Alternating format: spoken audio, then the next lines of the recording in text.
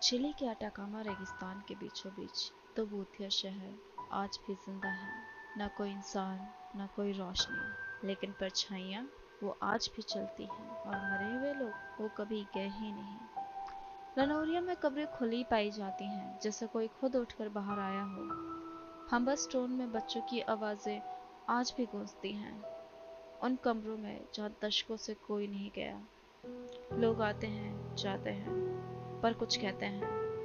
कोई उनके साथ लौटता है जो दिखता नहीं। आज मैं आपको ले चलूंगी तो उन शहरों में जहां मौत रुकती नहीं और आत्माएं चैन से सोती नहीं। ये सच्ची कहानियां हैं, और अगर आप ध्यान से सुनेंगे शायद आपको भी वो आवाजें सुनाई दे जो अब तक किसी के साथ चल रही है।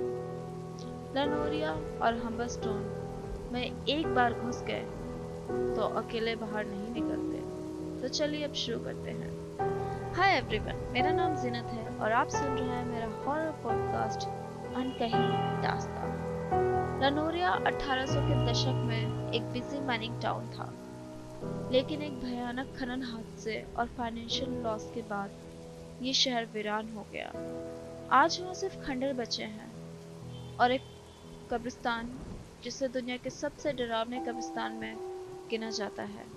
स्थानीय लोग कहते हैं रात में यहाँ कब्रें खुलती हैं और मरे हुए लोग चलने लगते हैं। कुछ साल पहले कुछ घोस्ट हंटर्स यहाँ रात बिताने आए थे।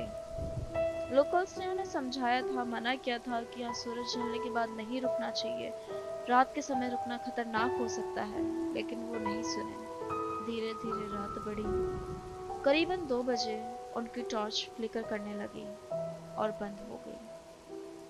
फिर एक झूला अपने आप हिलने लगा और कैमरे ने एक बच्चे की आकृति रिकॉर्ड की, जिसका चेहरा दिखाई नहीं दे रहा था और वो सड़क पार कर रहा था। फिर अचानक दरवाजे और खिड़कियों पर जोर से दस्तक शुरू हो गई। उन्होंने इधर उधर देखा, लेकिन वहां कोई नजर नहीं आया। फिर उन्होंने देखा, उन्हें एक लंबा इंसान की तरह माइनर्स के कपड़ों में, काली खाली आंखों के साथ उनकी तरफ आ रहा था। उसके पीछे और भी घिसटते हुए खामोशी में पीछे पीछे चल रहे थे। वो सारे घोस्ट हंटर्स भागे, अपनी गाड़ी की तरफ दौड़े। कार स्टार्ट नहीं हुई और आखिरी फुटेज में बस यही दिखा, एक छोटे बच्चे का हाथ कार की खिड़की पर अंदर से लगा हुआ। लोकल सभी भी कहते हैं लनोरिया में ज्यादा देर रुकना नहीं चाहिए, खासकर काली अंधेरी रातों में। कुछ रूहों को विजिटर्स पसंद नहीं और कुछ उनके साथ ही चले जाते हैं उनके पीछे। लनोरिया की कब्रों से निकली आत्माएं शायद अब भी भटक रही हैं, लेकिन जरा सोचिए, अगर मरे हुए लोग चल सकते हैं तो क्या वो हमें देख भी सकते हैं? क्या वो हमें अभी भी सुन रहे हैं? अब मैं आपको ले चल रही हूँ एक और जगह। वहां भी कब्रें नहीं, पर कहानियां दबी हैं, जहाँ दीवारें फुसफुसाती हैं और स्कूल की घंटी आज भी बजती है, हालांकि वहाँ कोई छात्र नहीं। अब सुनिए हम्बरस्टोन की कहानी। हम्बरस्टोन लानोरिया से कुछ किलोमीटर दूर स्थित है, एक और वीरान माइनिंग टाउन। पर इसकी सबसे डरावनी जगह है इसका पुराना स्कूल। कुछ डॉक्यूमेंट्री मेकर्स यहाँ शूट करने आए थे। जब वो स्कूल गए, क्लासरूम में उन्होंने देखा, क्लासरूम में डेस्क अभी भी सजी हुई थी, जैसे बच्चे अभी पढ़ के निकले हो और कल को वो दोबारा पढ़ने आए। वहां देखकर ऐसा लग रहा था जैसे वक्त थम सा गया हो और ब्लैक बोर्ड पे लिखा था, trabajo hoy la muerte silencia,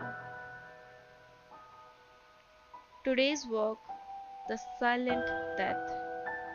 पहले उन्हें लगा ये भी बाकी अबेंडेड जगहों जैसी है, लेकिन जब उन्होंने वीडियो देखा, एक क्लास में एक बच्चे की परछाई डेस्क पर बैठी दिखी, जबकि कमरा पूरी तरह खाली था और ऑडियो में एक बच्चे की आवाज सुनाई दी, फुसफुसाती हुई पोर की में देहास दया की, जिसका मतलब था क्यों छोड़ दिया मुझे।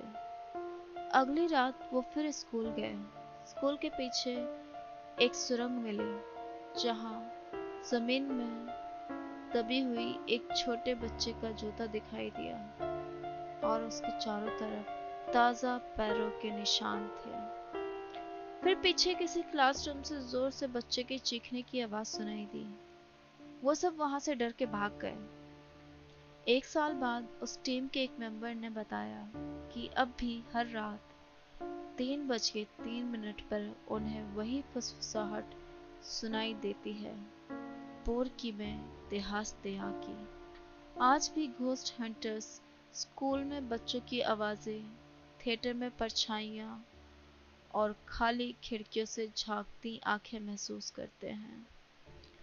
लोकल्स कहते हैं वो बच्चे जो कभी इस खदान में काम करते हुए मारे गए, वो आज भी किसी के लौटने का इंतजार कर रहे हैं। 2 शहर, एक रेगिस्तान और सैकड़ों भटकती आत्माएं। टनोरिया और हम्बरस्टोन सिर्फ इतिहास नहीं, ये 2 ऐसे जिंदा भूतिया शहर हैं जो अपनी कहानी खुद सुनाते हैं। आपको ये कहानी कैसी लगी मुझे कमेंट करके ज़रूर बताइएगा, और कहानी पसंद आई हो तो लाइक करें, शेयर करें और इस चैनल को सब्सक्राइब करें। मैं हूँ जीनत और आप सुन रहे थे अटाकामा के रेगिस्तान से एक और अनसुनी कहानी। शुक्रिया।